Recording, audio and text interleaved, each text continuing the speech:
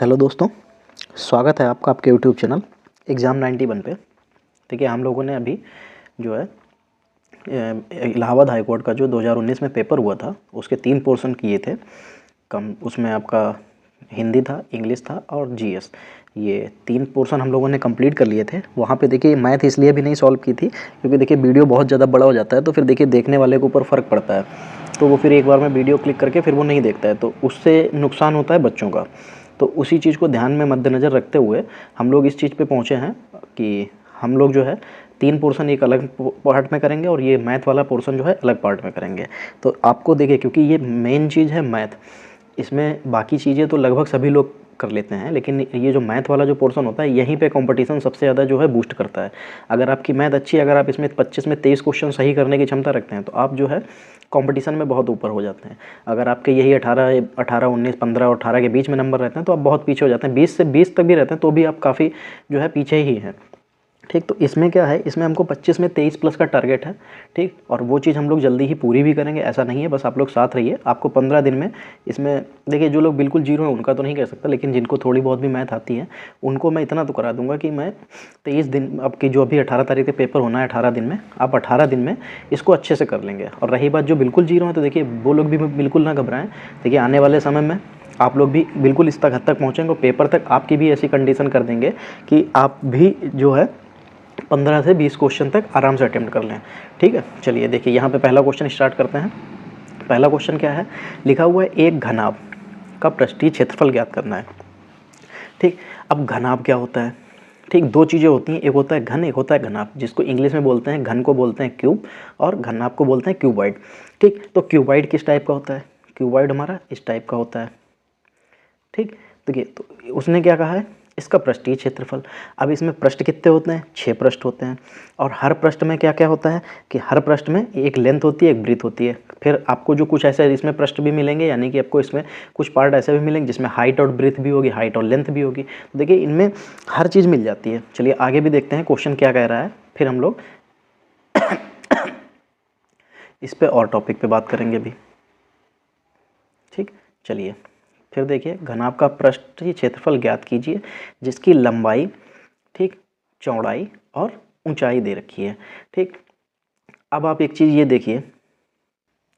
ठीक, तो देखिए वैसे तो हमारे पास इसमें कई होती हैं। ठीक है, आपको 6 पृष्ठ मिल जाते हैं, लेकिन क्या होता है जब पार्श्व लगा होता है, ये चीज़ लिखी होती है कि पार्श्व। ठीक, जब ये चीज़ लिखी होती है तो इसका मतलब होता है कि इसमें 2 हिस्से गायब हो जाते हैं। कौन कौन सा? एक छत गायब हो जाती है और एक नीचे की फर्श गायब हो जाती है। और जब ये पार्श्व क्षेत्रफल यानी कि लेटरल सरफेस एरिया, जिसको इंग्लिश में बोलते हैं लेटरल सरफेस एरिया, ये पार्श्व क्षेत्रफल का मतलब है लेटरल सरफेस एरिया। और लेटरल सरफेस एरिया का फार्मूला क्या होता है? Lateral surface area equal to होता है 2h ब्रैकेट के अंदर L प्लस बी। ठीक, ये हम लोग 9th 10th में खूब पढ़ते हैं। ठीक, तो इसलिए चलिए ठीक, अब ये तो फार्मूला हो गया। अब आते हैं, क्योंकि पेन को थोड़ा रेड कर लें तो आपको समझ में जल्दी आएगा। ठीक, अब 2HL प्लस बी है तो 2 हो गया। H कितनी है हमारे पास? 7.5 है। ठीक, ये सेंटीमीटर। फिर उसके बाद L प्लस बी कितनी है? 22 प्लस 12 सेंटीमीटर। ठीक, चलिए ऊपर का हिस्सा हटाते हैं और जल्दी से इसको फिनिश करते हैं। चलिए अब देखिए, अब ये तो हो गया था, तो 22 और 12 कितना हो जाता है? ये हो जाता है 34। ठीक, और कितना था? 7.5 प्लस मल्टीप्लाई 2 कितना हो जाएगा? 15 सेंटीमीटर। और ये सेंटीमीटर ये भी रहेगा, तो हो जाता है 15 चक्कू 60, 6 कैरी हो जाएगा। ठीक, 15 चक्कू 60, 6 हाथ से लग जाएगा, 15 3 45, 6 51 सेंटीमीटर स्क्वायर। तो देखिए कितना आंसर मिला? 510 सेंटीमीटर स्क्वायर। ठीक, तो अब आपके पास जो है आपको आंसर भी दिख रहा है, किस ऑप्शन में दिख रहा है ये भी देख लीजिए। ये देखिए सेकंड ऑप्शन में आपको दिख रहा है। ठीक, किस में दिख रहा है? सेकंड ऑप्शन में। तो इसका सही आंसर क्या हो जाएगा? ये। ठीक, तो देखिए क्या है कि हम लोगों को बहुत ज़्यादा कुछ नहीं चाहिए, हम लोगों को सिर्फ 10th तक लेवल देखना है, इससे ज़्यादा कुछ ऊपर नहीं जाएगा। साइकिल का पहिया 11 किलोमीटर चलने में 5000 चक्कर पहिए का व्यास ज्ञात करना है। ठीक, अब देखो पहली बात तो हमें ये पता होना चाहिए कि उसके चक्कर कितने लगे। ठीक, कितने चक्कर लगाए हैं उसने? 5000। और एक चक्कर कितना होता है? देखिए पहिया किस टाइप का होता है? पहिया इस टाइप का होता है, और इसका ये पहिया एक बार पूरा घूमेगा तो यानी कि इसने अपनी पूरी लेंथ चल ली। पहिए को अगर खोल दीजिए तो इस तरीके से इसकी लेंथ होगी पूरी। तो ये जो लेंथ है ये इसके निकालते कैसे? इसको देखो इंग्लिश में सरकमफेरेंस बोलते हैं, और हिंदी में क्या बोलते हैं? पहिए, हिंदी में बोलते हैं पहिए का परिधि बोलते हैं। ठीक, परिधि हो जाएगी। तो परिधि क्या होती है? 2πr, यानी कि सर्कल का सरकमफ्रेंस क्या होता है? 2πr, और हिंदी में परिधि क्या होती है? 2πr। ठीक, अब ये 2πr तो एक चक्कर का हुआ। उसने चक्कर कितने लगाए? ये 5000 लगाए। रुकिए जरा, इसको हटा दें। ठीक, उसने चक्कर कितने लगाए? उसने 5000 चक्कर लगाए। तो ठीक, देखिए ये 5000 चक्कर भी उसने लगा दिए। ठीक, ये 5000 चक्कर लगा दिए। अब ये जो इसने ये इतनी दूरी जो ये इतना जो किया है ये टोटल डिस्टेंस हो जाएगी। कितनी? ये टोटल डिस्टेंस किसके बराबर हो जाएगी? कितनी बताई थी टोटल डिस्टेंस? ये 11 किलोमीटर बताई थी। ठीक, तो ये 11 किलोमीटर उसने टोटल डिस्टेंस बताई थी। तो हमने 11 किलोमीटर ये टोटल डिस्टेंस चली, और ये भी टोटल डिस्टेंस है। ठीक, तो अब आपको ये पता होना चाहिए कि अभी इसमें सारी वैल्यू पुट कर लो। तो 2 × 22/7 × आर हमको पता नहीं है, तो आर को आर ही रखो, ये 5000 हो जाएगा। ठीक, अब आपने एक चीज़ ये देखी होगी कि ये जो 5000 आपको दिख रहा है, ठीक है, अब जो चीज़ इधर ऊपर है, जो चीज़ ऊपर है, देखिए इसके बटे में 1 कर लीजिए, इसके बटे में 1 कर लीजिए। क्यों? क्योंकि जिसके बटे में कुछ नहीं होता उसके बटे में 1 आप कर सकते हैं, कोई प्रॉब्लम नहीं, क्योंकि 1 से भाग देने पे उतने ही नंबर मिल जाता है। अब जो चीज़ इधर बटे में है यानी कि डिवाइडेबल डिनोमिनेटर में है, वो ऊपर इधर 11 की तरफ जाएगी, तो कहाँ पहुँच जाएगी? वो हमारी पहुँच जाएगी 11 के मल्टीप्लाई में। तो देखो 11 × 1 तो हटा दीजिए, कोई मतलब नहीं है, 7, तो यानी कि बाकी सब चीज़ें उसके 1 में है, तो 1 को मत लिखिए। फिर यहाँ पे आ जाइए, तो 2 × 7 × 5000। ठीक, हमको ये मिल गया। अब हमको ये पता है कि इसको क्या करना है। अब देखो 11 को अगर हम लोग किलोमीटर में है, इसको मीटर में चेंज कर लीजिए, यहाँ से हटाइए इसको। ठीक, 11 का किलोमीटर में से ये मीटर में आ गया, × 7 आ गया। अपॉन में कितना था? 2 ×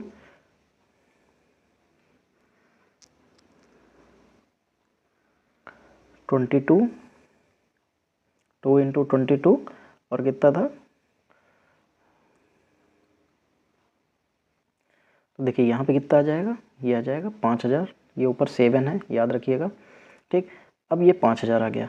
अब देखिए हमारे सारे आंसर आ रहे हैं सेंटीमीटर में। किस में आ रहे हैं? ये देखिए सेंटीमीटर में, और हमने इसको मीटर में चेंज किया। चलिए पहले अभी इसको मीटर में ही सॉल्व करते हैं, आगे अभी इसे सेंटीमीटर में चेंज कर देंगे। तो ऊपर कितना बचता है? तो 11 × 7 = 77 बचता है। ठीक, ये किस में बचता है? ये मीटर में है। नीचे क्या बचता है? 2 × 22/5। ठीक, अब ये मीटर में था।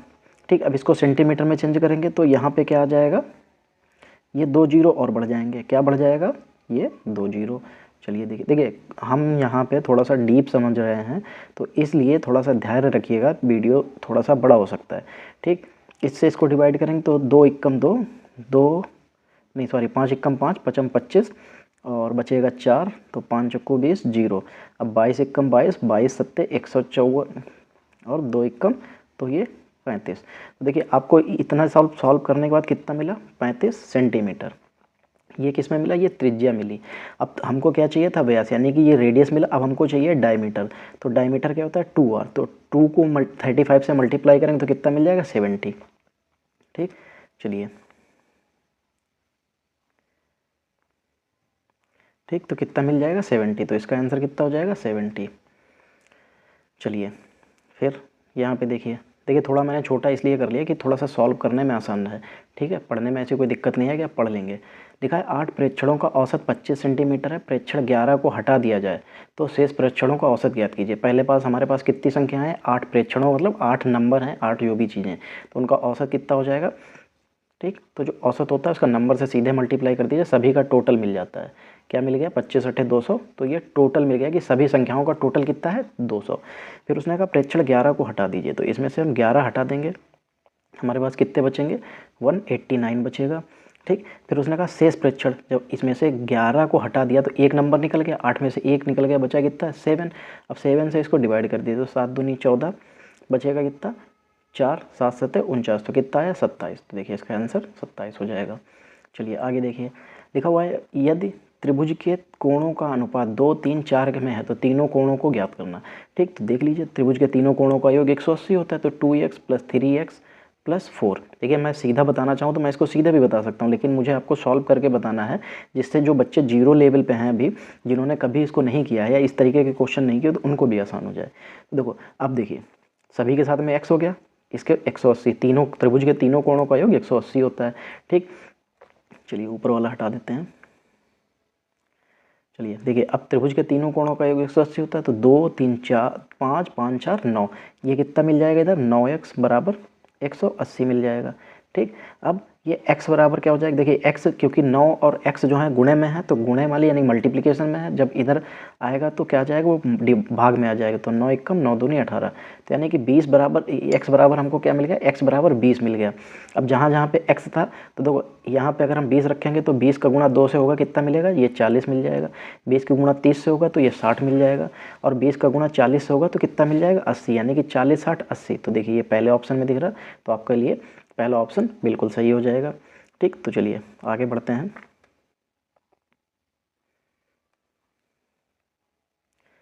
देखिए मैथ जिन्होंने इस तरीके की कभी मैथ नहीं लगाई, या ये कह सकते हैं कि बैंक में कभी फॉर्म नहीं डाला, या तो देखिए उनके लिए तो ये दिक्कत वाली चीज़ है कि उनको थोड़ी सी कैलकुलेशन में प्रॉब्लम आएगी। बाकी कुछ इसमें जो है मैथ कैलकुलेशन के साथ साथ में इसमें बहुत अच्छे बेहतरीन सवाल आते हैं, जो अच्छे मैथ जो लगाने वाले बच्चे होते हैं वो भी फंस जाते हैं। चलिए लिखा है, लिखा हुआ है दो संख्याओं का लघुत्तम समापवर्तक और महत्तम समापवर्तक जो है 64,699 और 97 है, तो इनमें से एक संख्या इतनी है तो दूसरी संख्या ज्ञात करनी है। तो देखो ये होता है पहली संख्या गुणे दूसरी संख्या इज इक्वल टू क्या होता है, लासापा गुणे मासा। ठीक, ये होता है इसका फॉर्मूला। अब देखिए पहली संख्या क्या है हमारे पास, कितनी देखिए 2, 2, 3, 1। दूसरी हमें पता नहीं है, तो दूसरी के लिए x कर लिया हमने, इक्वल टू क्या आ जाएगा, 6, 4, 6, 9, 9 गुणे 9, 7। अब देखो जो चीज़ इधर गुणे में है, ये बराबर के दूसरी तरफ जो चीज़ गुणे में है वो बराबर के दूसरी तरफ जाती है तो वो भाग में हो जाती है, तो इसको भाग में कर दीजिए, 2, 2, 3, 1। अब देखो देखो क्या हो जाएगा, अब जब हमारे पास ये चीज़ आ जाएगी तो जब हम इसको डिवाइड करेंगे, ठीक है, देखिए अब मैं अगर यहाँ पे सारी चीज़ें एक साथ डिवाइड करूँगा, देखिए थोड़ी सी तो दिक्कत आएगी। चलिए देखिए ये मैंने सॉल्व किया था, तो मैं आपको ऐसे बता देता हूँ। देखिए 97 से जब इसको डिवाइड करेंगे तो ये हमारा जाएगा 23 टाइम्स। ठीक, ये 23 टाइम्स जाएगा। जब हम 23 से इसको डिवाइड करेंगे तो ये जाएगा 2813। ठीक है, देखिए मैं जो भी क्वेश्चन आपको बताता हूँ ऐसा नहीं है कि मुझे ये नहीं लगाने पड़ता, ये मैं खुद से लगाता हूँ, उसके बाद मैं आपको बता रहा हूँ। ठीक है, कभी मैं आपको जहाँ पे मैं सॉल्व करता हूँ, कभी मैं आपको यूट्यूब पे उसका भी जो है एक फ़ोटो शेयर कर दूंगा, आप लोग देखिएगा कि मैं कितने गंदे तरीके से सवाल लगाता हूँ, मतलब एक ही पेज पे सब कुछ उसी में जोड़ के रखता हूँ। तो कितना आंसर है, 2813। तो देखिए ये पहले ऑप्शन में दिख रहा है, ये ऑप्शन सही हो जाएगा। चलिए इसको हटाते हैं।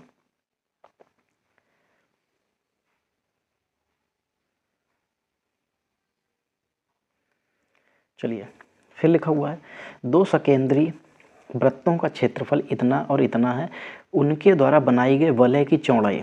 तो देखिए दो वृत्त बना लीजिए जिनका केंद्र एक ही होना चाहिए, तो एक वृत्त ये हो गया, एक वृत्त ये हो गया, और दोनों का केंद्र ये हो गया। उसने हमको क्षेत्रफल किसका पूछा है, चौड़ाई, यानी कि ये चीज़ पूछी गई है हमसे, इसकी चौड़ाई हमसे पूछी गई है।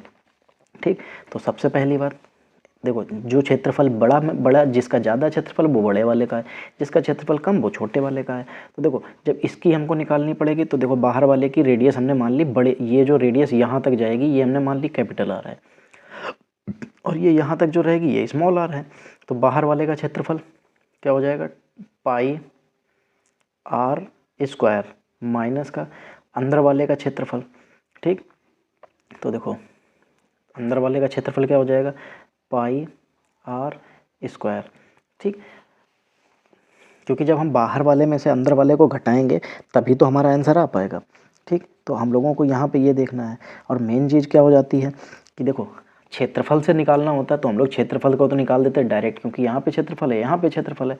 लेकिन हमको देखिए ये जो है रेडियस और ये बड़े वाले की रेडियस। तो बड़े वाले रेडियस में से जब छोटे वाले को रेडियस को घटाएंगे तभी तो ये वाला हिस्सा हमको मिलेगा, और हमको चाहिए है ये वाला। तो उसके लिए क्या करना पड़ेगा, अब देखो हमने ये तो फार्मूला बता दिया कि ये इस तरीके से होगा, तो इसमें R2 माइनस R1 करना पड़ेगा।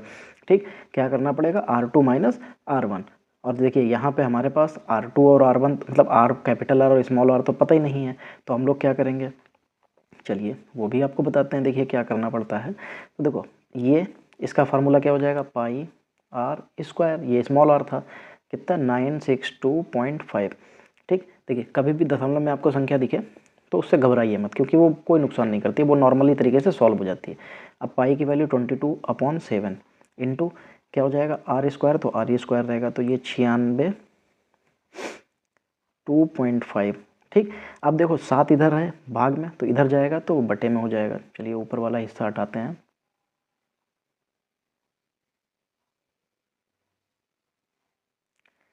चलिए तो यहाँ पे देखिए 962.5 बटे में 22 आ जाए, क्योंकि 22 वहाँ पे गुणे में है, यहाँ पे भाग में आ जाएगा, और जो चीज़ भाग में थी वो गुणे में आ जाएगी। ठीक, अब इसको यहाँ से दशमलव हटा दो। ठीक, ये दशमलव हमने ऐसे करके हटाया और बटे में 0 लग गया, क्योंकि एक के बाद दशमलव था। अब हम इसको भाग देते हैं। ठीक, चलिए देखिए पहले तो हम लोग यहाँ से 5 दूनी 10 कर लीजिए, ये कितना हो जाएगा 5 एकम 5 बचेगा 4, 5 नेम 45 बचेगा 1, 5 दूनी 10 बचेगा 2, 5 25। ठीक, अब देखिए एक बार ये 11 से जा सकता है कि जाएगा कि नहीं जाएगा। चलिए तो 11 एकम 11 बचेगा 8, 11 से 77 5 बचेगा, ठीक चला जाएगा, 11 दूनी 22, 11 एकम 11 तो बचेगा 8, 8 2 82 हो जाएगा, 11 से 77 और 5 11 5 55, तो हमको ये मिल जाएगा। तो यानी कि 175 गुणे 7 बटे 4 आ जाएगा। तो यानी कि 175 गुणे 7 बटे में 4 आ जाएगा, ये 2 और ये वाला 2 मल्टीप्लाई होकर 4 आ जाएगा। जब हम लोग इससे इसको भाग देंगे तो हमको जो है आंसर मिलेगा 17.5 सेंटीमीटर। ठीक, ये आंसर मिल जाएगा। तो यानी कि हम ये कह सकते हैं कि अभी इसके साथ में हमको ये यहाँ पे लिख लेते हैं, ये आर स्मॉल वाला कितना मिला 17.5 सेंटीमीटर। ठीक, चलिए बाकी चीज़ें को हटाते हैं, बड़े वाले से बड़े वाले को सॉल्व करते हैं। जैसे देखिए छोटे वाले को सॉल्व किया, वैसे ही मैं आपको सीधे इसका आंसर बता देता हूँ कि जब छोटे वाले को सॉल्व किया था जैसे, वैसे ही बड़े वाले को जब सॉल्व करेंगे तो उसकी कैपिटल आर जो हमको मिलेगी कितनी मिलेगी। देखो जब हम लोग इसको सॉल्व करके लेके आएंगे तो इससे हम लोगों को मिल जाएगी 21 मिल जाएगी। कितनी मिल जाएगी 21, क्योंकि जब आर स्क्वायर जो बचेगा, आर स्क्वायर से जब हम लोग वहाँ से निकालेंगे तो 441 आ जाएगा। ठीक, तो ये इधर से जब आएगा तो ये हमको 21 मिल जाएगी। ठीक, चलिए अब जब 21 मिली गई है तो हमको तो ये पता चल गया कि इसकी 21 है और उसकी कितनी है 17.5, और हमको वलय यानी कि वो जो हिस्सा था उसकी लंबाई चाहिए था, तो क्या हो जाएगा कैपिटल आर माइनस आर, क्योंकि बाहर वाली त्रिज्या माइनस आ छोटी वाली त्रिज्या, तो ये कितना हो जाएगा, तो ये 21.0 में से 17.5 को घटा देंगे तो ये 5 बचेगा, गया यहाँ पे 10 में से 7 गया 3 बचेगा। ठीक, चलिए तो कितना मिल रहा है 3.5 सेंटीमीटर, ये देखिए किस में दिख रहा है इसमें, तो आपका आंसर ये सही हो जाएगा। ठीक है, तो बस खाली हमें त्रिज्याएँ ज्ञात करनी थी, और त्रिज्याओं को ज्ञात करके बस खाली वहाँ पे हमको रखना है और दोनों को घटा देना है। चलिए 1 2 3 4 6 7, ठीक, अंकों को दोहराए बिना कितनी 3 अंकीय सम संख्याएँ बनाई जा सकती हैं। अब देखिए जैसे ये क्वेश्चन है, ये क्वेश्चन बहुत ही आसान है, कोई दिक्कत नहीं है, लेकिन बस बात यही है कि क्या करना है कि हमको ये क्वेश्चन लगाने का पैटर्न नहीं पता है तो आप इसका आंसर नहीं बता सकते, आप कुछ भी कर लीजिए, इसका आंसर आप ऐसे नहीं बता पाएंगे।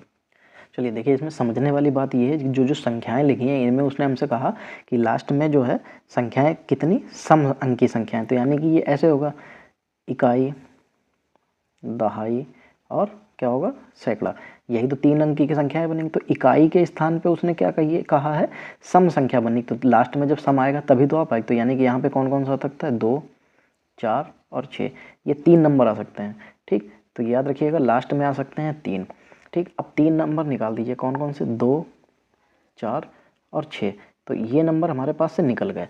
अब कितने बचे 1 2 3। ठीक, अब यानी कि अगर हम इकाई के स्थान पर एक नंबर कोई भी रखते हैं तो अब हमारे पास कितने नंबर बचेंगे 1 2 3 बचे, और ये 2 5 वाले, तो यानी कि अब दहाई के स्थान पे हम लोग कितने रख सकते हैं 5। ठीक, अब यानी कि अगर 2 यहाँ पे रख लेंगे और अगर अब यहाँ पे हम 3 रख लेंगे तो 2 और 3 को निकाल देंगे तो हमारे पास अब कितने बचेंगे, 1 2 3 4, तो 4 नंबर बचेंगे। यानी कि जो नंबर हम यहाँ पे एक बार रख लेंगे वो दोबारा नहीं रख सकते, क्योंकि उसने क्या कहा है कि दोहराया नहीं जा सकता है। तो यहाँ पे 5 और यहाँ पे, क्योंकि यहाँ पे तो सिर्फ लास्ट में तो यही 3 नंबर आ सकते हैं, इसमें कुछ चेंजेस नहीं हो सकते। क्यों? क्योंकि अंकीय संख्या कैसी बननी है, ये सम संख्या बननी है। अब अगर सम संख्या बनेगी तो लास्ट में आपको सम संख्या ही लेनी पड़ेगी, तभी वो सम हो सकती है। तो यहाँ तो 3 नंबर में से कोई एक ही नंबर आएगा, ठीक। तो इनमें से तो एक कन्फर्म हो गया। जो बचे 2 नंबर, तो ये 2 और उधर वाले 3, तो यहाँ पे कितने आ सकते हैं, 5 आ सकते हैं। अब इधर भी एक आ गया, इधर भी एक आ गया, तो 2 नंबर निकल गए। बचे हमारे पास कितने, 4 नंबर, तो वो 4 यहाँ पे आ सकते हैं। तो यानी 4 5 3, इनको गुणा करना है, जो मिलेगा वही आंसर हो जाएगा। तो 5 3 15 चक्कू 60, तो यानी देखिए 60, यानी कि 60 ऐसी संख्याएं हैं जो सम संख्याएं भी होंगी और इन अंकों से बनने वाली संख्याएं होंगी जो रिपीटेड नहीं होंगे।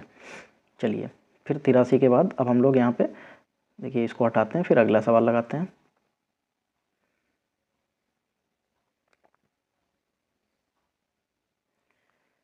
चलिए ठीक, देखिए लिखा हुआ है, यदि बिंदु k, 3 6 6, -2 -3, 4 संरेखी हैं तो k का मान, संरेखी का मतलब होता है कि एक ही रेखा में है, ठीक। संरेखी का मतलब ये होता है कि अगर वो एक ही रेखा में है तो इनका हमको क्या करना है, k का मान बताना है, ठीक। चलिए अब देखो होता क्या है, अब इनको हम लोग ऐसे लिख सकते हैं, x1 x2 और x3। x1 कितना कितना है, k है, x2 कितना है 6, x3 कितना है -3, फिर ऐसे ही y1 y2 और y3, ठीक। तो y1 y2 y3 हो जाएंगे, तो y1 में कितना है 3, y2 में कितना है -2, y3 में कितना है 4 सिर्फ, ठीक। ये कितना है 4। तो देखिए अब इतना तो आपको पता चल गया।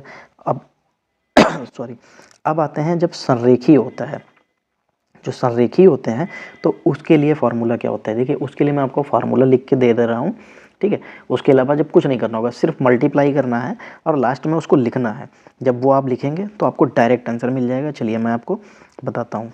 देखिए इसका फार्मूला होता है x1, ठीक, x1 और ब्रैकेट के अंदर y2 माइनस y3, ठीक। फिर ब्रैकेट बंद, फिर x2 आ जाता है, ठीक। फिर यहाँ पे y3, देखिए रुकिए मैं यहाँ से हटा देता हूँ इसको, ठीक। y3 माइनस y1 हो जाता है, देखिए यहाँ पे भी माइनस है, ठीक। चलिए अब x1 x2 तो हो ही चुका था, अब आता है प्लस x3 और ब्रैकेट के अंदर क्या आ जाएगा। अब देखिए सब कुछ तो हो चुका था, y1 और माइनस y2, और ये इक्वल टू किसके होता है, 0 के, ठीक। ये इक्वल टू हो जाता है हमारा 0 के।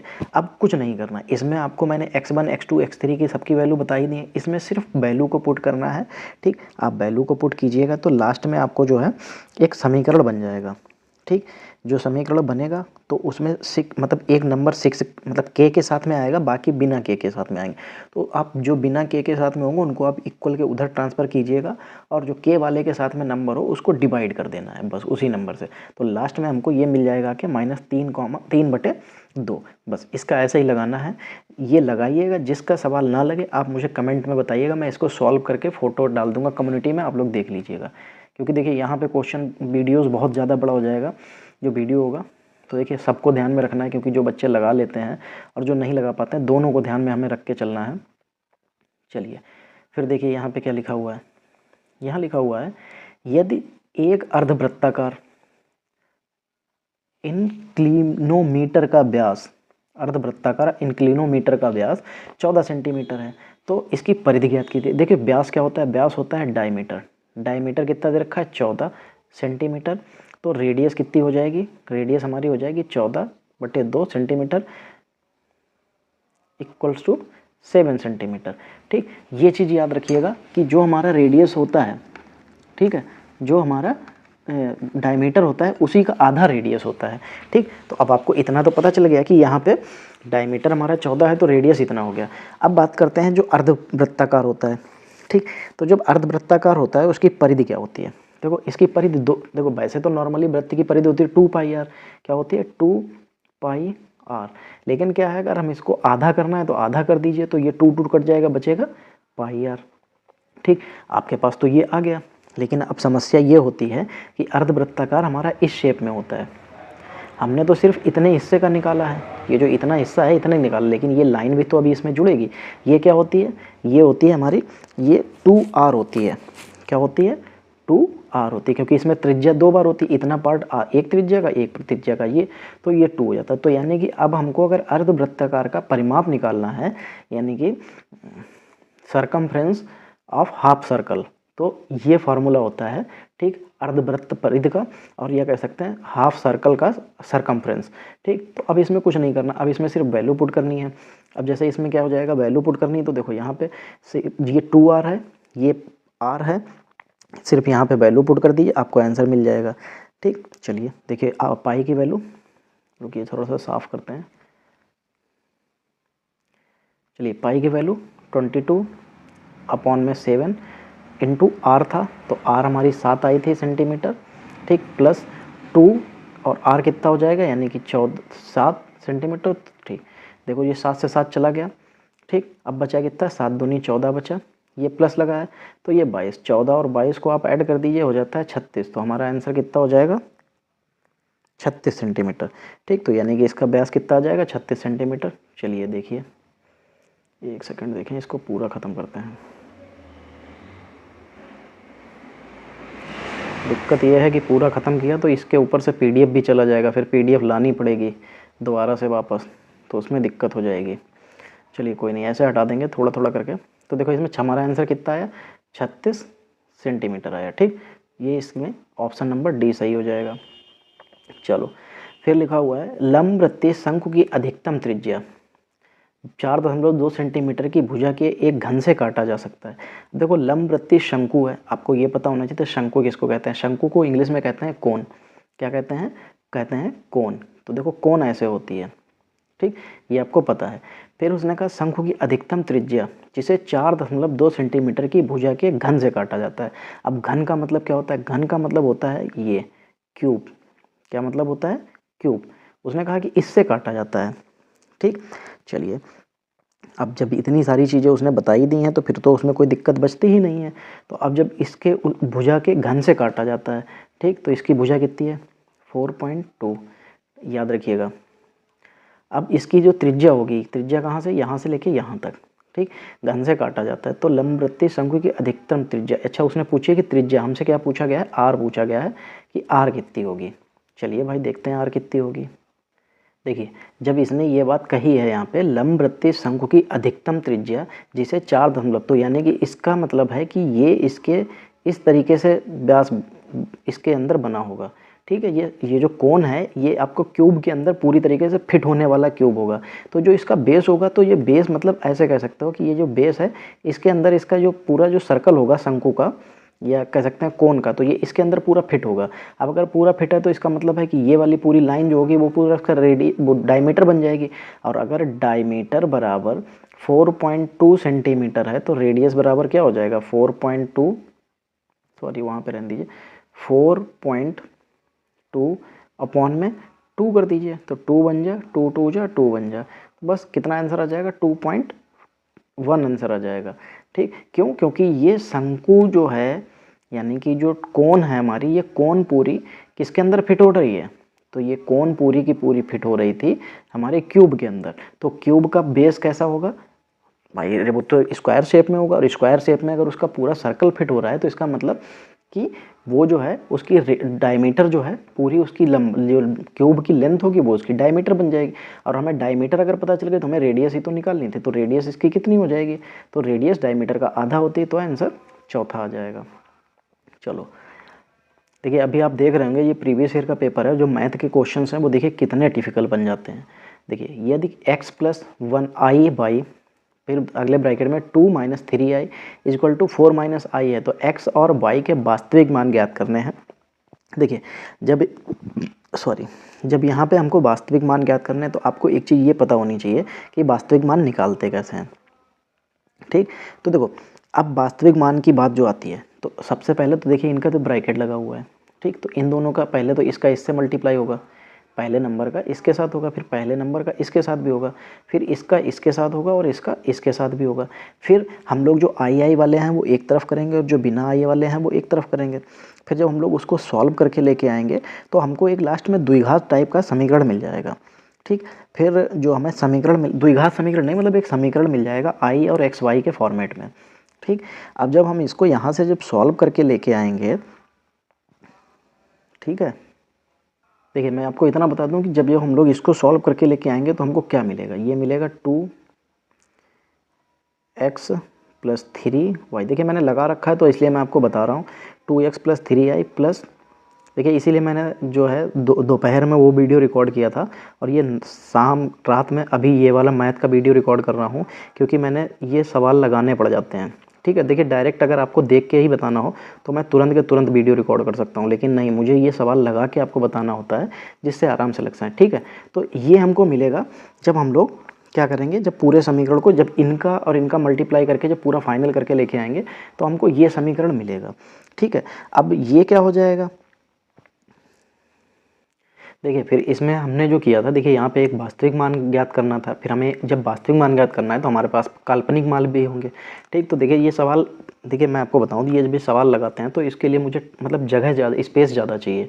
देखिए मैंने तो इसको जो है अपने हाफ पेज पे इसको कंप्लीट किया था, क्योंकि देखिए क्या है कि ये थोड़ा सा लेंथी सवाल है और ये हाई स्कूल में आपको कोऑर्डिनेट में देखने को मिलता था। तो क्योंकि जब वहाँ के बेस पे ही लगाएंगे इसके सवाल को, तो देखिए मैं आपको सीधे आंसर बता रहा हूँ, क्यों, क्योंकि देखिए यहाँ पे स्पेस थोड़ा सा कम होता है। और रही बात इस तरीके के क्वेश्चन आने की, तो देखिए अब पैटर्न बहुत बदल जाएगा जब आप दे रहे हैं 3 साल बाद। तो अब आपको मैथ के जो नए पैटर्न पे सवाल आएंगे वो मिलेंगे, जब आप आगे हम लोग अभी प्रैक्टिस सेट करेंगे तो उसमें वो सवाल आपको देखने को मिलेंगे। अभी तो ये प्रीवियस ईयर था तो मैं सिर्फ आपको यही बता दे रहा हूँ। देखिए इसमें जो हम लोग सॉल्व करके लेके आएंगे तो वो मिलेगा x = 11/13 और y = 10/13, ये हमको आंसर मिल जाएगा। क्यों, क्योंकि जब अभी तो देखिए हमारे पास एक ये मान मिला था, फिर हम लोगों को काल्पनिक और वास्तविक मान मिलेंगे, मतलब एक काल्पनिक मान भी होगा। फिर क्या करेंगे, जब हम उन दोनों समीकरणों की तुलना करेंगे, ठीक, तो हमको क्या होगा, x की वैल्यू मिल जाएगी और x की वैल्यू मिलते ही हम लोग x की वैल्यू पुट करेंगे तो हमको y की वैल्यू मिल जाएगी। तभी ये x = 11/3 मिलते ही 10/13 मिल जाएगा। तो देखिए इसके लिए चौथा ऑप्शन सही हो जाएगा, ठीक। चलिए फिर 87 नंबर देखिए, लिखा है चॉकलेट में के 2 ब्रांड क्रमशः 24 और 15 के पैक में उपलब्ध हैं। यदि राम के पास दोनों प्रकार के चॉकलेट हैं, यदि वह समान संख्या खरीदना चाहता है तो उसे प्रत्येक प्रकार के बॉक्स की कम से कम कितनी संख्या खरीदनी होगी। देखिए अब इस क्वेश्चन को ही देखिए तो क्या हो जाएगा, नॉर्मल तरीके से अगर आप देखेंगे तो देखो इसमें क्या है कि क्वेश्चन की लैंग्वेज काफ़ी टिपिकल है, ठीक है। टिपिकल ऐसे कर दी है क्योंकि देखिए नॉर्मली अगर आपको अभी मैं जब सवाल ये बताऊंगा तो आपको लगेगा अरे ये तो बहुत सरल सवाल है, ठीक है। तो क्या हो जाएगा कि आपको ये कठिन नहीं लगेगा। देखिए इसके एग्जांपल्स वगैरह, जो पीछे आपको ऑप्शन दे रखे हैं वो हम लोग बाद में देखेंगे, लेकिन अभी क्या करना है, अभी हम लोग कैसे करेंगे ये देखते हैं। चलो तो देखो हमारे पास चॉकलेट के 2 ब्रांड हैं, एक है 24 रुपये वाला, एक है 15, जिसमें 24 पैकेट, एक पैकेट में 24 हैं और दूसरे में 15, ठीक। अब उसने कहा कि राम के पास दोनों प्रकार की चॉकलेट हैं, ठीक, और यदि वह समान संख्या खरीदना चाहता है तो उसे प्रत्येक प्रकार के बॉक्सों की कम से कम कितनी संख्या खरीदनी होगी। चलो अब देखते हैं कि ये कैसे लगेगा, ठीक। चलिए देखिए अब जब उसके पास 24, तो अब 24 के पहले फैक्टर कर लो, ठीक। तो ये फैक्टर हमको मिल जाएंगे 24 के।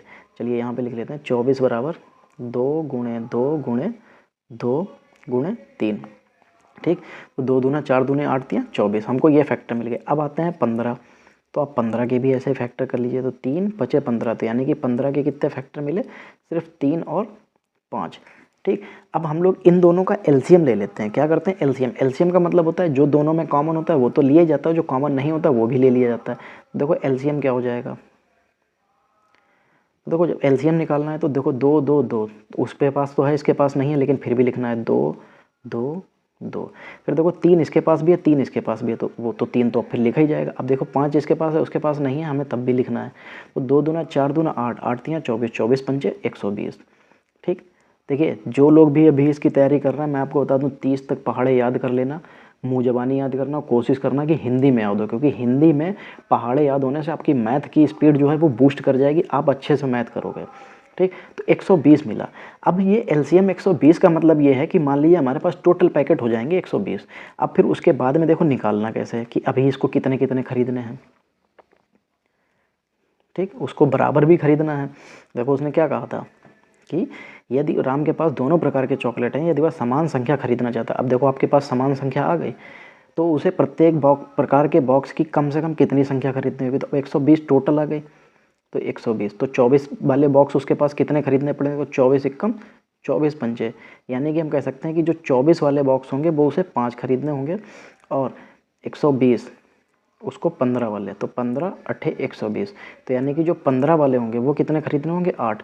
तो यानी कि हम ये कह सकते हैं 24 वाले 5 और 15 वाले 8 खरीदने होंगे, तो वो जो है समान संख्या में खरीद लेगा। चलिए आंसर देखें, क्या यही आ रहा है। चलिए देखिए, पहला ब्रांड यानी कि 24 वाला कितना हम लोगों ने निकाला था, 24 वाला आया था 5 और 15 वाला आया था 18, सॉरी 18 नहीं आया था, 15 वाला आया था, 15 अठे 120, तो यानी कि पहला ब्रांड 5, दूसरा ब्रांड 8। तो देखिए चौथे ऑप्शन में दिख रहा है, बिल्कुल सही हो जाएगा। ठीक, तो बराबर करना था, तो बराबर करने के लिए हम लोगों को एलसीएम लेना ही पड़ेगा, और एलसीएम ले लेंगे तो उससे बराबर हो जाएगा, और बराबर आते ही उसके ब्रांड से डिवाइड कर दीजिए, आपको पता चल जाएगा कौन से ब्रांड का कितना पैकेट खरीदना पड़ेगा उसे। क्योंकि देखिए अगर वो 24 वाला खरीदेगा तो 5 पैकेट खरीदेगा, तो 24 पंचे 120, तो भी 120 चॉकलेट हो जाएंगी। अगर वो 15 वाला पैकेट खरीदता है तो उसे 8 पैकेट खरीदने पड़ेंगे, तो भी उसके पास 120 हो जाएंगे। बस हमें को यही बताना था। प्रत्येक प्रविष्टि क्रमशः 0 और 1 के साथ 3 गुणे 3 के सभी संभावित अवयवों की संख्या बताइए। अब देखिए आप ये क्वेश्चन जब देख रहे होंगे तो आपको ऐसा लग रहा होगा कि यार ये क्वेश्चन क्या है। ठीक है, चलिए देखिए होता क्या है कि इसमें नॉर्मली हम लोग जो देखिए इस तरीके के सवाल हम लोग जब कंपटीशन में पढ़ते हैं तो हम लोगों के नॉर्मल जो एसएससी वगैरह में जो है इस तरीके के सवाल नहीं आते। लेकिन ये क्या है, ये हमारे हाई स्कूल में है। ठीक, 9th हाई स्कूल की आप अगर मैथ पढ़िए तो आपको ये सवाल देखने को मिल जाते हैं। तो फिर अब आते हैं इनके सवाल को लगाया कैसे जाता है। चलिए भाई आपको बताते हैं ये कैसे लगता है।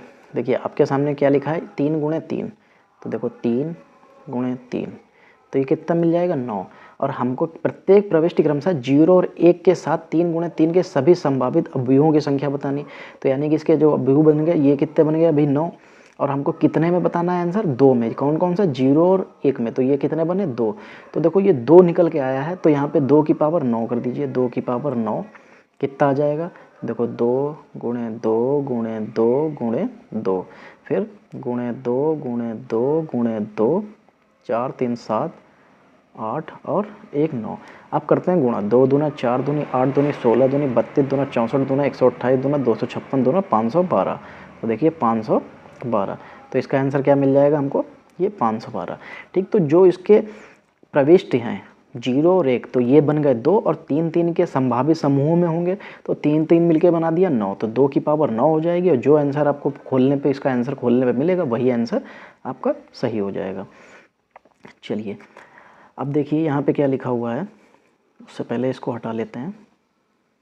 चलिए अब लिखा हुआ है 6 मीटर ऊंचे खंबे, एक खंबे, तो 6 मीटर ऊंचा हमने एक खंबा बना लिया कि जमीन पर 2.3 यानी कि 2√3 मीटर लंबी छाया पड़ती है। तो 6 मीटर ये था, तो ये इसकी छाया पड़ गई कितनी, 2√3, और ये कितनी हो गई, ये 6 हो गई। सॉरी इसको सही से लिख लेते हैं, 6। अब उसने हमसे पूछा सूर्य का उन्नयन कोण, यानी कि ये कोण बताना है हमको कि क्या हो जाएगा। ठीक, चलिए भाई देखिए अब ये निकलता कैसे है। आपको पता होगा जो लोग हिंदी मीडियम्स होते हैं उनको ये लाल बटे कक्का ये बहुत अच्छे से पता होता है। ठीक, इंग्लिश वालों को भी बताया जाता है लेकिन उनको दूसरे तरीके से बताया जाता है, लेकिन हम लोग हिंदी मीडियम वाले लोग हैं तो हम लोगों को ये लाल बटे कक्का बताया जाता है। तो लाल, एल से मतलब होता है लंब, और के से मतलब होता है कर्ण। ठीक, देखिए जब मैं आपको बता देता हूँ इंग्लिश मीडियम वाले, एल का मतलब होता है लेंथ, सॉरी लेंथ नहीं, एल का मतलब होता है लंबाई, सॉरी लंबाई नहीं, लंब होता है, और लंब होता है हमारा ये जिसको हम लोग हाइट बोलते हैं। ठीक, और ये के का मतलब होता है कर्ण जिसको हम लोग हाइपोटेनस बोलते हैं, और ये हमारा बेस होता है, ये होता है हाइपोटेनस, ये हाइट होती है और ये बेस होता है। ठीक, चलिए अब हम लोगों को क्या क्या पता था, हाइट पता थी यानी कि h पता थी, और आधार यानी कि बेस पता था, या इसको इस लैंग्वेज में कहा जाए तो हमको लंब पता था और आधार पता था। क्या पता था? आधार। और ये किस में होता है? ये थर्ड में। तो इसको काउंट कैसे कहते हैं? पहला साइन, दूसरा कॉस, तीसरा टेन। तो यानी कि हम ये कह सकते हैं टेन थीटा बराबर हमको दे रखा है। बस अब हमको ये पता चल गया कि टेन थीटा दे रखा है, तो अब तो सारी चीज़ें फिट हो जाएंगी।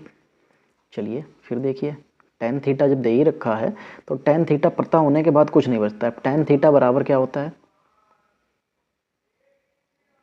लंब बटे कर्ण होता है, सॉरी लंब बटे आधार होता है। ठीक, अब देखो, तो टेन थीटा बराबर लंब कितना था? 6, आधार कितना है? 2√3। तो 2 बन जा, 2 3 जा। ठीक, अब 3√3 आया, लेकिन ये किसी में आंसर नहीं होता है। तो फिर चलिए अभी इसको भी अब सॉल्व करते हैं, क्योंकि हमें तो आंसर बताना है। तो क्या हो जाएगा? Tan theta equal to 3√3। अब देखो, जब रूट नीचे लगा हो, इसको ख़त्म करने के लिए नीचे भी रूट से मल्टीप्लाई और ऊपर भी रूट से मल्टीप्लाई। तो देखो ऊपर तो बन जाएगा 3√3,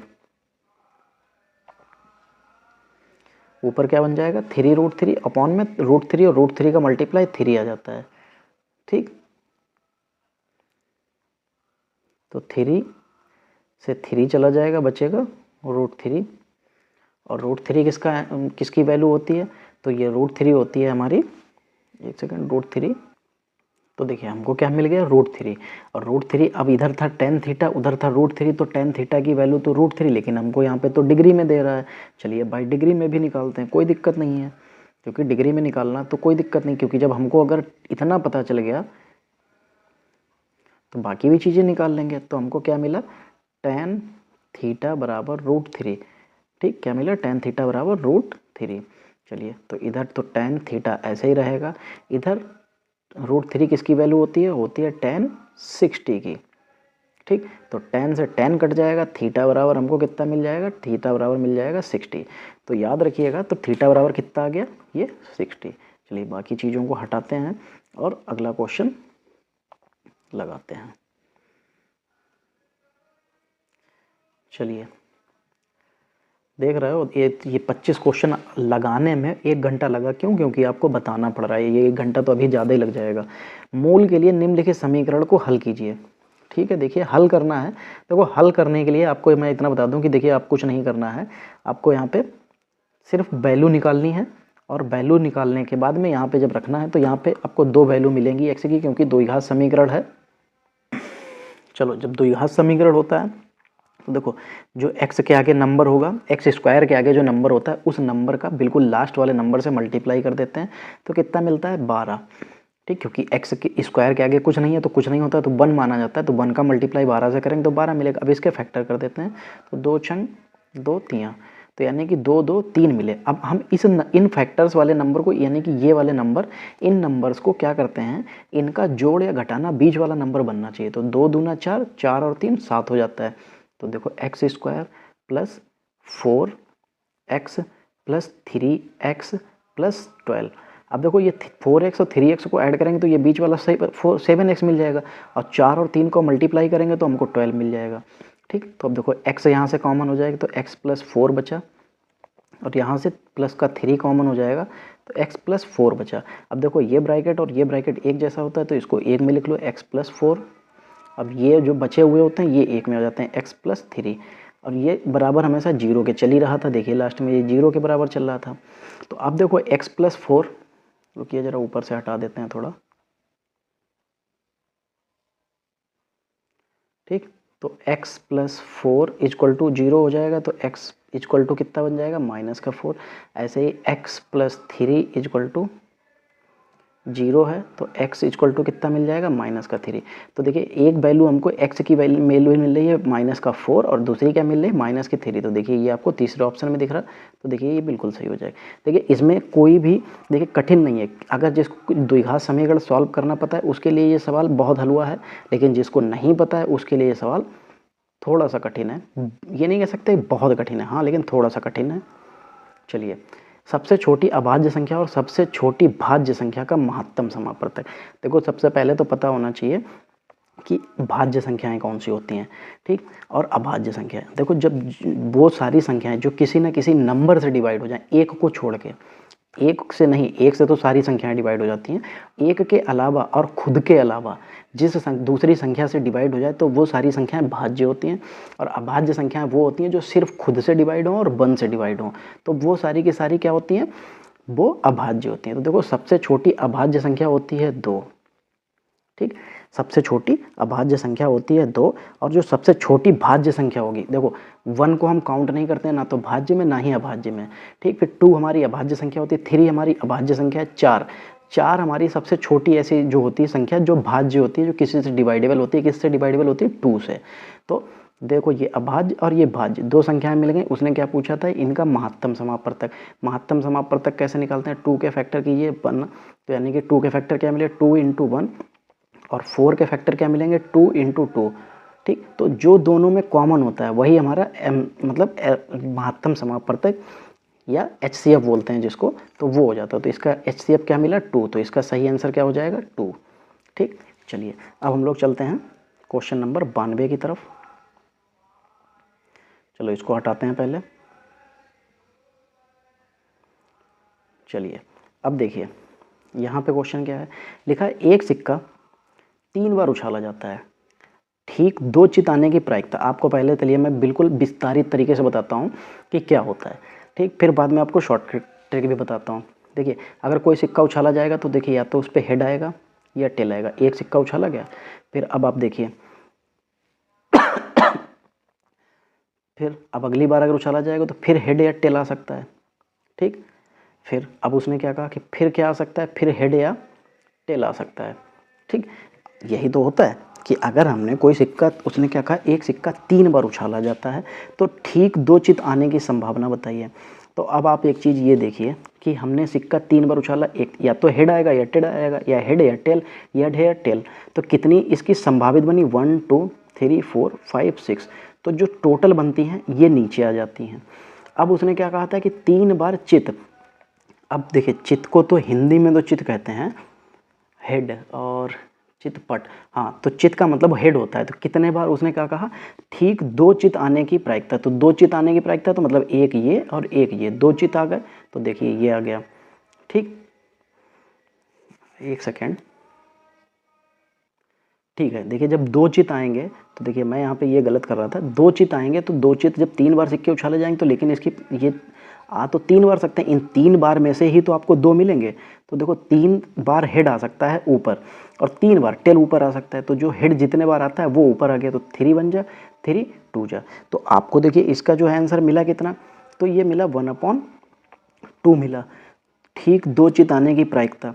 अब देखिए ये तो हमारा एक तरीके का ये बन जाता है, लेकिन सॉरी ये अभी गलत लग रहा है मुझे। देखिए इसका 1/2 आंसर नहीं आता है। एक सेकंड रुकिए, मैं अभी बताता हूँ आपको। देखिए मैं खुद बहुत बड़ी गलती कर रहा हूँ जिसकी वजह से ये आंसर गड़बड़ हो सकता था। अभी देखिए जब नॉर्मली लगाएंगे तो इसको मैं अभी लगा देता, 1/2 आ जाता और ये आंसर गलत हो जाता। लेकिन क्यों गलत हो जाता देखिए मैं आपको बताता हूँ। चलिए पहले तो इसको पूरे को हटाते हैं।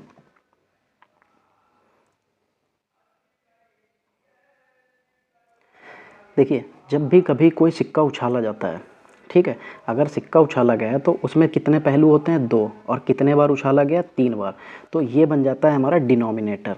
अब उसने क्या कहा कि ठीक 2 चित यानी कि 2 बार हेड आना है। तो हेड कितने बार आ सकता है, क्योंकि 3 बार उछाला गया तो 3 बार हेड आ सकता है और 3 बार टेल आ सकता है। तो यानी कि वो 3 बार तो हेड आ ही सकता है। अब उन 3 में 2 बार तो कन्फर्म है कि 2 बार तो वो हेड आएगा ही आएगा, ठीक। तो अब देखिए यहाँ पे कितना बन जाएगा, ऊपर तो 3 बनेगा, नीचे 2 की पावर 3, तो यानी कि 2 2 जा 4, 4 2 जा 8, तो यानी कि 8। तो हमको इसकी जो प्रोबेबिलिटी मिलेगी, एक सिक्का 3 बार उछाला जाता है और ठीक 2 चित आने की जो प्रोबेबिलिटी होगी वो कितनी होगी, तो मिलती है ये, ठीक। क्या मिलती है, 3/8 मिलता आता है। ये इसका बिल्कुल सही आंसर हो जाता है, ठीक। ये तो हो गई आपकी शॉर्ट ट्रिक बोल सकते हैं, ठीक है, कि जिसमें कितने सिक्के में कितने पहलू होते हैं, 2, कितने बार उछाला गया, 3, तो वो उतनी पावर लगा दीजिए और डिनोमिनेटर बन गया, और कितने आने चाहिए, ठीक। ये तो हो गया, लेकिन ये बना कहाँ से, ये भी आप लोग एक बार देख लीजिए कि ये बना कहाँ से है। चलिए मैं आपको दिखाता हूँ कि ये कहाँ से बना है, ठीक। चलिए एक सिक्के में हेड टेल आ सकता है, फिर अगले सिक्के में क्या आ सकता है, उसमें भी हेड और टेल आ सकता है। तो हेड और टेल, फिर तीसरा क्या हो जाएगा, इसमें भी हेड और टेल आ सकता है। ठीक, ये 3 सिक्के उछाले गए तो देखिए अब इन तीनों का मल्टीप्लिकेशन हो जाता है। पहले हेड का हेड से होगा, फिर हेड का हेड से। तो देखिए मैं आपको बताता हूँ मिलता क्या क्या है। ये हेड हेड हेड, ठीक, ये मिलेगा। फिर क्या मिलेगा, हेड हेड टेल मिलेगा। ठीक, फिर हेड टेल हेड मिलेगा। फिर क्या मिलेगा, फिर हेड टेल टेल मिलेगा। फिर मिलेगा हेड हेड टेल मिलेगा। ठीक, टेल हेड टेल मिलेगा। फिर देखिए टेल टेल हेड मिलेगा। और लास्ट में हमें कितना मिलेगा, टेल टेल टेल मिलेगा। अब देखिए 8 संभावनाएं बनी। अब इन 8 संभावनाओं में उसने क्या कहा था कि 3 बार उछाला जाता है तो 2 चिताने की, दो दो देखिए 2 हेड किस में है, इसमें है, इसमें है, और किस में है, इसमें। तो देखो 3 बने तो 3 और टोटल 8। तो अब आपको समझ में आया ये कहाँ से आया था। ठीक है, देखिए सवाल लगाना ठीक है, आप सवाल के शॉर्ट ट्रिक भी सीखिए, लेकिन आपको बेसिक भी पता होना चाहिए था ये कहाँ से आया। देखिए मैं इसलिए आपको टाइम दे रहा हूँ पूरा कि आप लोगों को चीज़ें सारी पता चले। मैं मानता हूँ कि अभी हम लोगों के पास इतना टाइम, लेकिन फिर भी इतना है कि हम लोग कर सकते हैं। चलिए अगला सवाल देखिए। अगले सवाल में लिखा हुआ है कि यहाँ पे 6 की पावर 1/2। देखो पावर जब 1/2 होती है तो इसका मतलब है कि ये रूट लगा हुआ है, सिर्फ अंडर रूट। तो 64 का अंडर रूट यानी कि 64 किसका वर्गमूल होता है, 8 का। तो आप ऐसे करके 8 लगा सकते हैं सीधा, लेकिन इसको सॉल्व करना भी मैं आपको बता देता हूँ कैसे सॉल्व किया जाता है। 64 के फैक्टर कीजिए, 32, फिर 16, 2 की फिर 8 से करेंगे। ठीक, फिर 2 चक्कू, 2 दूना और 2 एकम, कितनी मिली, 1 2 3 4 5 6।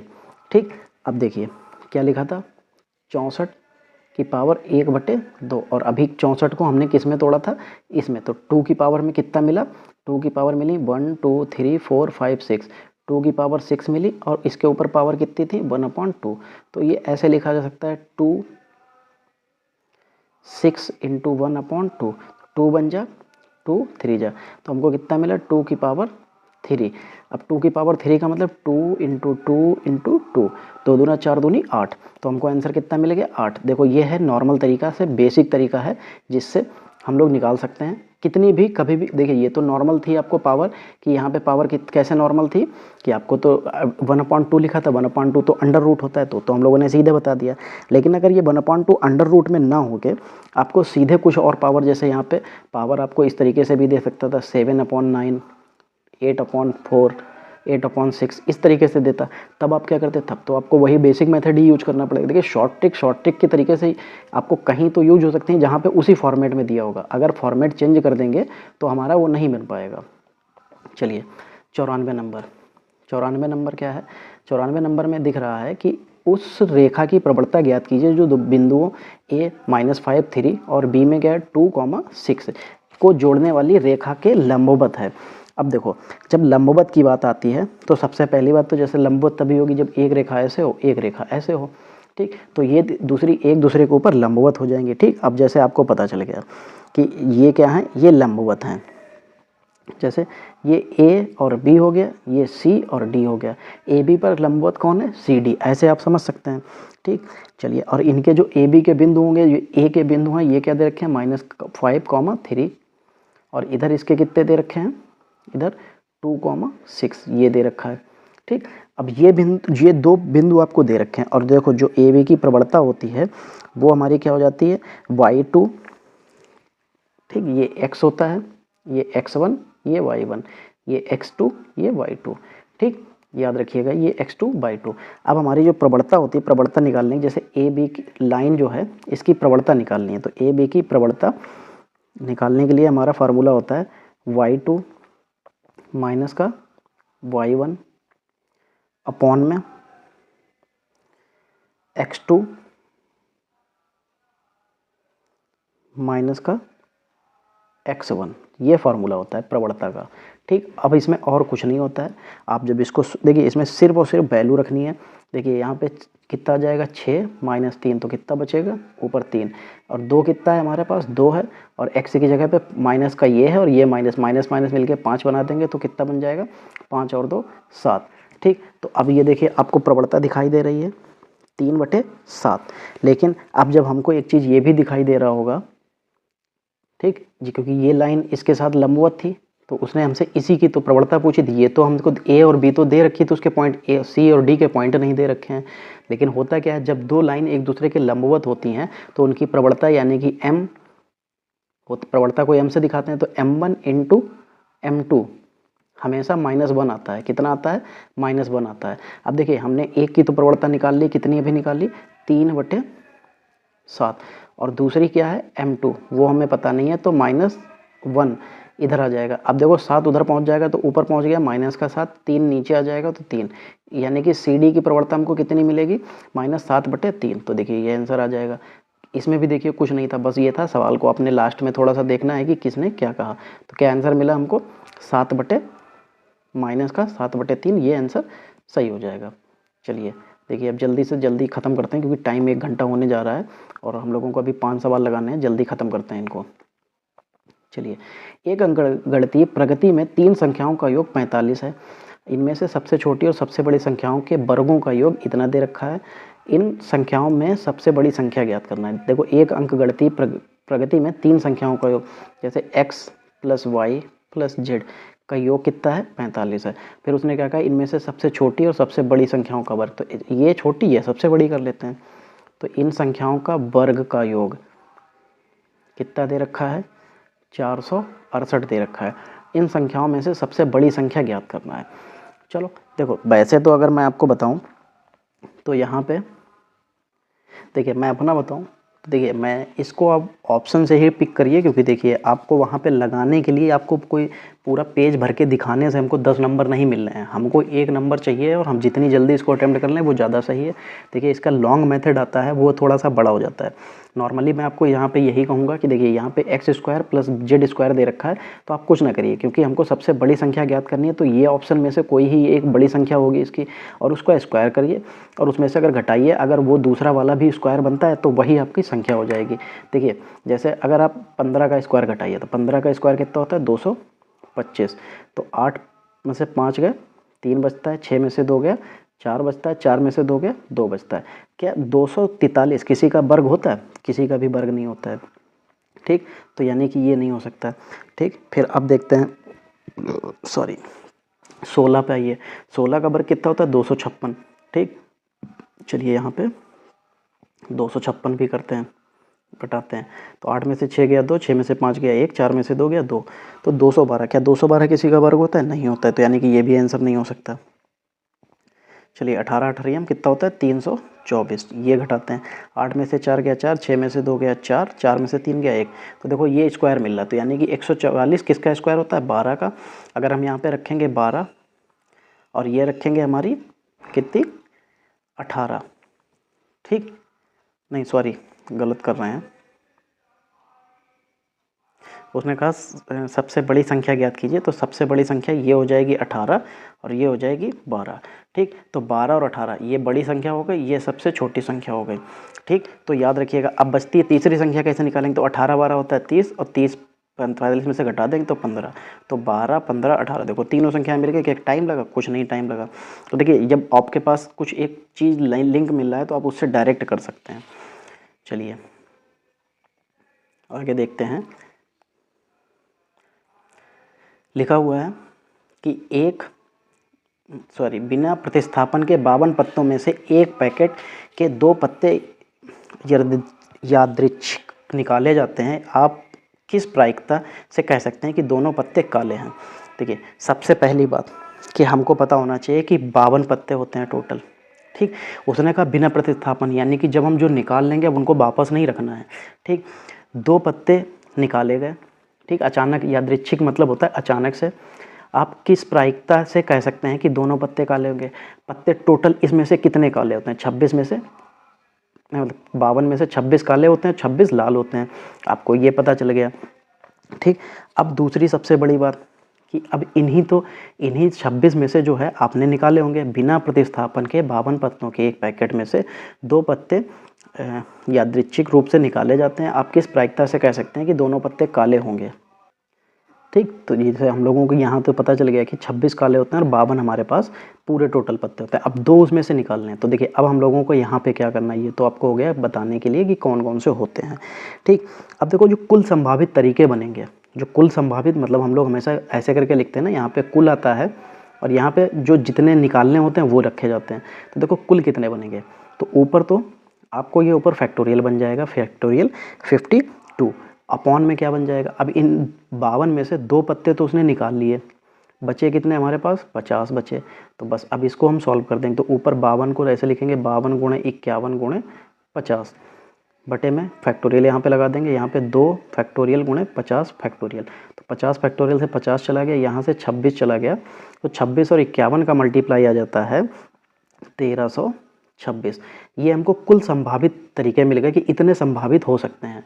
चलिए फिर अब हम लोग दूसरे उसका निकालते हैं, जो दूसरा मेथड था दूसरी चीज़ के लिए उसने कहा।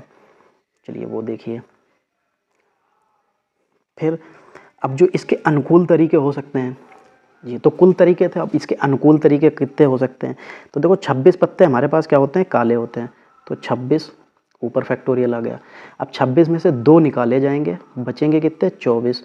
तो इनको ऐसे लिखना है। अब देखिए इसको सीधे से आप ये लिख सकते हैं, ऊपर यहीं पे सॉल्व कर दीजिए। तो ये 25 और ये 24, इसके आगे फैक्टोरियल, तो 24 से 24 चला जाएगा, ये 13। ठीक। तो 25 दहामन 250 और 25 तियाँ 75, 250 325। तो यानी कि अब ऊपर आपको कितना मिल जाएगा 325। जब हम लोग इसको सॉल्व करेंगे, तो जब हम लोग इसको यहाँ पे सॉल्व करके लेके आएंगे तो हमको ये मिलेगा 25/102, हमारे यही आंसर हो जाएगा। ठीक। और ये आपको पता कैसे चलता है, ये क्या करना पड़ता है, किसके मेथड से आता है। तो देखिए ये होता है NCR। ठीक। NCR का मतलब होता है कि N मतलब होता है टोटल और उसमें से कितने निकालने थे, तो ये यहाँ पे फैक्टोरियल बन जाता है। तभी तो मैं कह रहा हूँ कि ये हाई स्कूल के पूरे उसमें फॉर्मेट में आपको दे रखा है। 9th 10th और 11th 12th आप इनकी मैथ में यही सारी चीज़ें होती हैं। चलिए, एक समकोण त्रिभुज की भुजाओं की लंबाई 6 सेंटीमीटर और 8 सेंटीमीटर कर्ण की लंबाई है। देखो अब जब उसने कहा है कि भुजाओं की लंबाई, एक समकोण त्रिभुज की भुजाओं की लंबाई 8 और 6 दे रखी है, तो कर्ण की लंबाई देखो ये बना लेंगे हम लोग। हमको कर्ण हमको ये बताना है और भुजाओं की लंबाई तो किसी की ये 6 होगी, हमने मान लिया ये 8 होगी। अब देखिए जब भी कभी समकोण त्रिभुज दिया होता है तो ये ट्रिपलेट बनते हैं। अब अगर मैथ आपको ट्रिपलेट नहीं पता तो मैं बता दूं, ट्रिपलेट के लिए याद रखिएगा, जब भी कभी हाइपोटेनस निकालना होता है यानी कि कर्ण निकालना होता है, तो इसका स्क्वायर प्लस इसका स्क्वायर दोनों को जोड़ दीजिए, अंडर रूट के अंदर वो लिख लीजिए, आपका अंडर रूट निकाल दीजिए, ये हाइपोटेनस मिल जाता है यानी कि कर्ण। तो 8 8 64 प्लस 6 36, 36 और 64 हो जाता है 100 अंडर रूट के अंदर, और 100 किसका अंडर रूट होता है 10 का। तो यानी कि आंसर किसका कितना आ जाएगा 10। चलिए आगे देखिए क्या लिखा हुआ है, एक सेकंड इसको हटा दें। एक परिवार में 2 बच्चे हैं, यदि यह दिया गया है कि उनमें से कम एक लड़का है, तो दोनों बच्चों के लड़के होने की प्रायिकता। अब एक परिवार में 2 बच्चे हैं तो उनके पास जो कुल संभावित कुल संभावित चीज़ें होंगी वो कितनी होंगी। अभी हमने आपको जो है जब सिक्के वाला जो सवाल लगा रहे तो हमने आपको वहाँ पे पूरा सिक्का बना के बताया था। तो चलिए ये भी देखते हैं।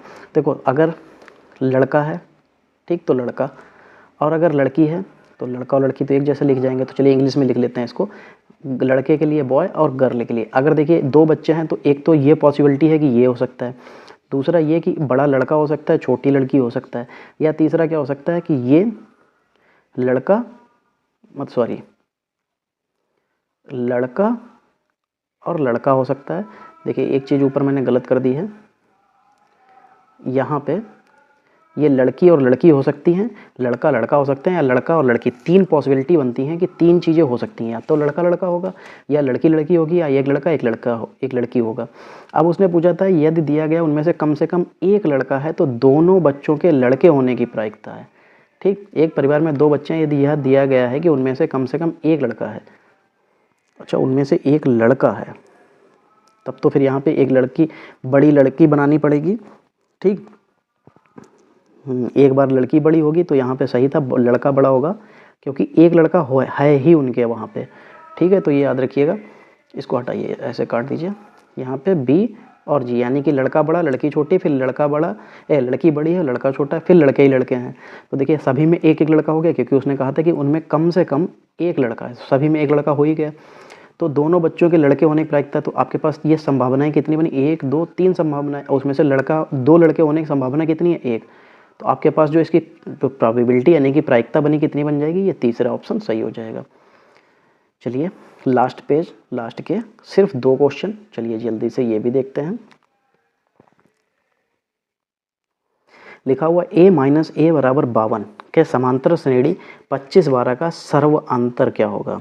एक सेकंड होगी, ये क्वेश्चन शायद मिसप्रिंट हुआ है कुछ। चलिए देखिए, ये इस फॉर्मेट में था, मैंने कहा था कि शायद मिसप्रिंट हुआ है। ये इस तरीके से a25 माइनस a12, ये उसका बेस लिखा हुआ है, ठीक है, और ये इक्वल टू 52। अब हम इसको सबसे पहले सॉल्व कर लेते हैं। देखो a25 को सॉल्व करते हैं, ठीक, क्योंकि समांतर श्रेणी में उनका अंतर बताना है कि दो संख्याओं के बीच में अंतर कितना हो सकता है। तो देखो हम क्या करेंगे, हम यहाँ पे मान लेंगे कि जो पहला पद होगा, जो संख्या होगी उसका पहला पद हमारे पास, मान लिया हमने a है, तो इसीलिए हमने a की पावर a का बेस 25 रख लिया है। तो क्या हो जाएगा a, फिर ये ब्रैकेट के अंदर 25 माइनस का a ब्रैकेट बंद और d, ठीक। तो यहाँ से हमको क्या मिल जाएगा, a की बेस 25 a प्लस 24 d, ये हमको इक्वेशन नंबर 1 मिल जाएगी। ऐसे ही देखिए सेम इसको हम a12 को भी सॉल्व करके लेके आ जाएंगे, तो a मिलेगा a12 equal to a plus 11 d, ठीक, ये इक्वेशन नंबर 2 मिल जाएगी, ठीक। अब देखो जो इक्वेशन नंबर 1 और इक्वेशन नंबर 2 होगी, तो इनको क्या करेंगे, आपस में सब्ट्रैक्ट कर देंगे। क्या कर देंगे, सब्ट्रैक्ट कर देंगे। क्यों, क्योंकि यहाँ पे भी देखो यही सब्ट्रैक्ट करना था। तो देखिए क्या कर देंगे, सब्ट्रैक्ट कर देंगे, तो a और a ये क्या हो जाएंगे, आपस में घट जाएंगे। तो आप ऐसे ही कर दीजिए, देखिए यहाँ पे घटा दीजिए ऐसे सीधे, तो क्या हो जाएगा a25 माइनस a12, ठीक। तो a से a चला जाएगा, 24 में से 11 जाएगा, और 24 में से 11 जाएगा तो बचेगा 13, 13 11 24 होता है 13 d बराबर, और ये 52 चल रहा था, बराबर में 52 चल रहा, तो 13 एकम 13 चक्कू 52, तो यानी कि हमको ये कितना मिल जाएगा, 4 मिल जाएगा, सॉरी a माइनस बी, और 11, तो 24 में से 11 जाएगा तो 13। देखिए यहाँ पे भी मिसप्रिंट है, तभी मैं सोचूं आप लोगों का आंसर मैच क्यों नहीं हो रहा है। ये d बराबर जो 4 आ रहा है, ये -4 क्यों आएगा, क्योंकि इसमें भी इस क्वेश्चन में यहाँ पे 52 जो है माइनस का 52 दे रखा है, तो आंसर आपको कितना मिल जाएगा, ये 4, ठीक। चलिए अगला सवाल देखिए। अगला सवाल भी हमारा समांतर श्रेणी पे है, कि लिखा हुआ है कि समांतर श्रेणी में 3 संख्याएं हैं, यदि इन 3 संख्याओं का योग कितना है, 27, तो और गुणनफल इतना है, तो संख्याएं ज्ञात करना है। देखो जब संख्याएं हमको दी हैं समांतर श्रेणी में, तो याद रखिएगा समांतर श्रेणी में संख्याओं को ऐसे लिखिएगा हमेशा, a माइनस डी, ठीक, पहली संख्या हो जाएगी, दूसरी संख्या a हो जाएगी, और तीसरी संख्या क्या हो जाएगी, a प्लस डी। ये 3 संख्या हैं, अब इनका योग करना था, तो योग कर दीजिए। ये बराबर किसके मिल जाएंगे, 27 के, ठीक। हमको यहाँ से 27 मिल जाएगा, ठीक। अब जब यहाँ से हम सॉल्व करके लेके आएंगे 27, तो देख लीजिए क्या हो जाएगा, ये a माइनस का d, ये प्लस का a, ये प्लस का a, ये प्लस का d इक्वल टू 27। d से d चला जाएगा, तो कितना मिल जाएगा, 1 2 3, तो 3a बराबर हमको कितना मिल गया, 27, तो 3 एकम 3 नेम 27, तो a बराबर हमको कितना मिल गया, 9। अब देखो a को उठा के यहाँ पे रख दो, संख्या थी पहली, ये बीच वाली संख्या थी, ये a में से d को घटा देना है, ठीक। चलिए अब देखिए d कैसे निकलेगी, ठीक। इतना तो आप लोग समझ गए कि यहाँ से a आ गया हमारा 9 आ गया। चलिए इसको हम लोग एक जगह पर लिख लेते हैं और पूरे को हटा देते हैं, क्योंकि अभी हमें और भी चीज़ें सॉल्व करनी है। देखिए ये मैं मेथड से पूरा इसलिए बता रहा, मैं चाहूँ तो आपको बाकी लोगों की तरह से आंसर भी बता सकता हूँ, लेकिन उससे कोई मतलब नहीं। तो a बराबर हमको 9 मिल गया, चलिए ये लिख लिया। अब उसने क्या कहा कि और गुणनफल, तो गुणनफल कैसे निकालेंगे, a माइनस डी था into a plus D is equal to क्या मिल जाएगा, 648, क्योंकि उसने गुणनफल बताया ना कि संख्याओं का गुणनफल इतना है। तो देखो अब जब हम इनको गुणनफल करेंगे, ठीक, तो जहाँ जहाँ पे भी हमको a दिख रहा है, हम लोग क्या करेंगे, वो सबको उठा के हर जगह पे a की वैल्यू पुट कर देंगे। चलो यहाँ पे 9 minus D into 9 plus D, ठीक। Is equal to 648। अब देखो ये प्लस में है, ये माइनस में। आपको फार्मूला पता होगा a प्लस बी और a माइनस बी। ये फार्मूला किसका होता है? a का स्क्वायर माइनस b का स्क्वायर। ठीक, ये तो हमको ये मिल गया। और इसमें इंटू 9 अलग से रहेगा तो 648। अब ये इसको इधर कर दो तो 9 पचे 45, 9 छाक 54, 9 सत्ते 63 और 9 अट्ठे मतलब एक बचेगा तो 9 दूनी 18, यानी कि ये मिल गया। अब ये 9 स्क्वायर जो बचा है तो 9 का स्क्वायर कर लो, 9 नेम 81। अब ये चीज़ देखिए कि जो डी स्क्वायर है तो जब ये इधर लेके जाएंगे तो 81 में से 72 को घटाएंगे तो हमको कितना मिलेगा? 9 मिलेगा। एक सेकंड रुकिए जरा, इसको सॉल्व करके आपको बता दें वरना आप कंफ्यूज हो जाएंगे। चलिए देखिए, यहाँ से हमको कितना मिला? 9 का स्क्वायर माइनस डी का स्क्वायर इज इक्वल टू ये 72 मिला था क्योंकि जो 9 उससे डिवाइड किया था। अब ये हो जाएगा 81 माइनस का डी स्क्वायर बराबर 72। ठीक, अब ये नीचे वाला भी हटा दीजिए। ठीक, तो 81, अब इधर 72 था तो डी स्क्वायर बराबर कितना हो जाएगा? 72 माइनस का 81। ठीक, अब ये कितना मिलेगा? ये माइनस का डी, तो ये माइनस का डी बराबर हमको मिल जाएगा 9। ठीक, माइनस से माइनस चला जाएगा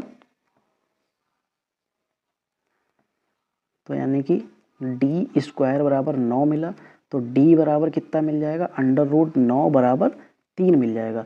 तो यानी कि ए बराबर हमको कितना मिला? 9 मिला था। डी बराबर हमको कितना मिला है? 3 मिला है। चलिए अब संख्याएं भी एक बार जल्दी से देख लेते हैं कितनी कितनी कौन कौन सी बचेंगी। चलिए यहाँ पे क्या थी? a माइनस डी था। चलिए दिखाइए, 9 माइनस 3 कितने आ जाएगी? पहली संख्या 6 आ जाएगी। फिर दूसरी संख्या क्या थी? a थी, तो a बराबर 9 मिला था, ये मिल जाएगी। और ये क्या था? a प्लस डी बराबर, तो 9 प्लस 3 बराबर 12। तो देखो सब अंतर पे मिली तो 6 9 12 कितनी कौन कौन सी मिल गई? 6 9 12। ठीक, पहला आंसर हो जाएगा। चलिए देखिए, हम लोगों के पूरे जो 25 क्वेश्चन थे वो ख़त्म किए। देखिए आपको समझाने में 1 घंटा इसलिए भी लगता है क्योंकि हम लोग यहाँ पे देखिए सिर्फ अपने आप तो सॉल्व नहीं कर रहे हैं, हमें आपको समझाना है जिससे आप सीखें और आने वाले समय में आप पेपर में भी इसको अटेंड कर सकें। ठीक, मेन उद्देश्य यही है कि आप लोग सीख जाएं, इसीलिए ये पूरा विस्तारित और इतने अच्छे ढंग से आपको बताना पड़ जाता है। ठीक है, अगर देखिए आपको ये सेशन जो है अच्छा लगा, मैथ का सेशन अच्छा लगा और आप लोग अगर और भी आगे कंटिन्यू चाहते हैं कि मैथ आपको ऐसे ही सीखने को मिले तो आप लोग जो है बिल्कुल ऐसे ही चैनल के साथ जुड़े रहिए। चैनल को सब्सक्राइब कीजिए, दोस्तों के साथ शेयर कीजिए और वीडियो को लाइक कीजिए। ठीक, जो लोग नए हैं वो लोग चैनल को सब्सक्राइब कर लीजिए। आने वाले समय में आपको ऐसे ही प्रैक्टिस सेट और जो भी आपके पेपर होंगे सभी से रिलेटेड आपको ऐसे ही वीडियोज़ मिलते रहेंगे। ठीक है, चलिए मिलते हैं हम लोग अगली क्लास में। तब तक के लिए जय हिंद दोस्तों।